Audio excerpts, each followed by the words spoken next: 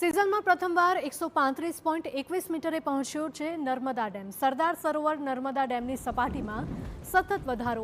પાછલા 24 કલાકમાં નર્મદા ડેમની સપાટી 12 સેન્ટીમીટર વધી. ઉપરવાસમાંથી 10,200 ક્યુસેક પાણીની આવક નોંધાઈ છે.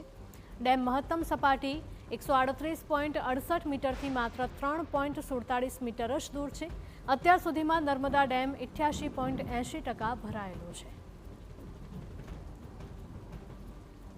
તો નર્મદા ડેમની સપાટીમાં સતત વધારો થઈ રહ્યો છે. સિઝનમાં પ્રથમ વખત 135.21 મીટરે પહોંચ્યો છે નર્મદા ડેમ.